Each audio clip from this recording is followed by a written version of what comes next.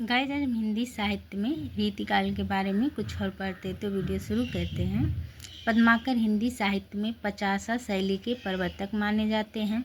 भाषा की सब प्रकार की शक्तियों पर इस कवि का अधिकार दिखाई पड़ता है। कहीं तो इनकी भाषा स्निग्ध मधुर पदावली द्वारा एक सजीव भाव भरी प्रेम पूर्ति खड़ी करती है। सारांश यह है कि इनकी भाषा में वह अनेक रूपता है जो बड़े कवि में होनी चाहिए। भाषा की ऐसी अनेक रूपता गोस्वामी जी में भी दिखाई देती है। आचार्य रामदास चंद्र शुक्ल का कथन है, इनकी मधुर कल्पना ऐसी स्वाभाविक और भावपूर्ण मूर्ति विधान करती है कि पाठक मानो प्रत्यानुभूत में मग्न हो जाता है। बिहारी रीतिकाल के प्रारंभिक श्रेष्ठ कवि हैं पद्माकर अंतिम। ये विश्वनाथ त्रिपाठी जी का कथन है। रसलीन सैयद गुलाब अली इनका असली नाम है।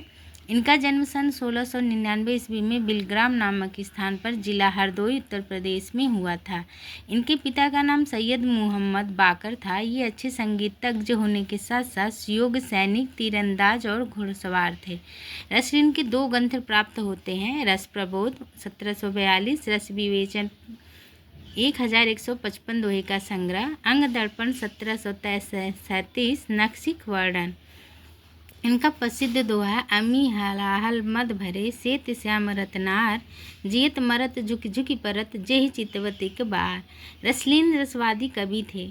तोस ये सिंगवेरपुर सिंगरौर जिला इलाहाबाद के रहने वाले थे। ये सरयू प्राणी शुक्ल ब्राह्मण थे और इनके पिता का नाम चतुर्भुज था। इनके द्वारा रचित ग्रंथ 3 हैं, सुधानिधि, नक्सिक और विनय शतक। सुधानिधि 1734 ईस्वी में विषय का विवेचन नवरस विभाव अनुभाव स्थायी भाव के उल्लेख के साथ किया गया है। उदाहरण, भूषण भूषित दूषणहीन प्रवीण महारस में छवि पाई, पूरी अनेक पदार्थ तेजहि में परमारथ श्वास सथ पाई।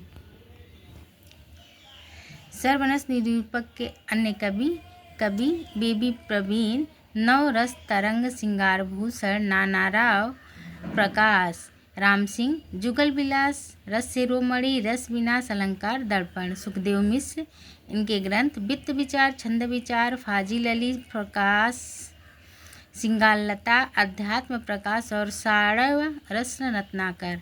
याकूब खां, इनकी रचना है रसभूषण, उजियारे, रस चंद्रिका, जुगल रस प्रकाश। चंद्रशेखर वाजपेयी, रसिक विनोद। सिंगार रस निरूपक कवि मतीराम।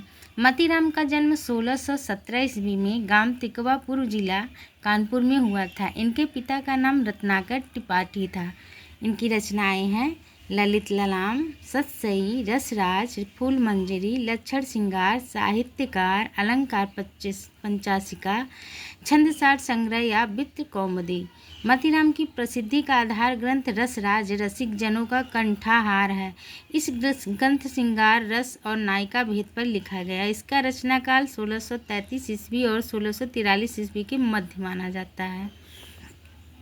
रसराज पर केशव की रसिक प्रिया और चिंतामणि की सिंगार मंजरी का प्रभाव है। मतीराम की प्रथम सूचना फूल मंजरी है, जो जहांगीर की आज्ञा पर आगरे में लिखी गई है। इस ग्रंथ के प्रत्येक दोहे में एक फूल का नाम अवश्य है। मतीराम का अलंकार विषयक ग्रंथ ललित ललाम है, जो बूंदी नरेश भावा सिंह के आश्रय में रहकर लिखा गया है। इसका काल 1663 ईस्वी के आसपास माना जाता है।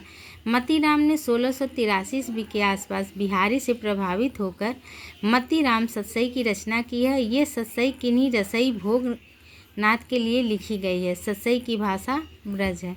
गाइस, आज के लिए बस इतना ही। वीडियो अच्छी लगी हो तो मेरे चैनल को सब्सक्राइब करें, लाइक करें, शेयर करें। धन्यवाद।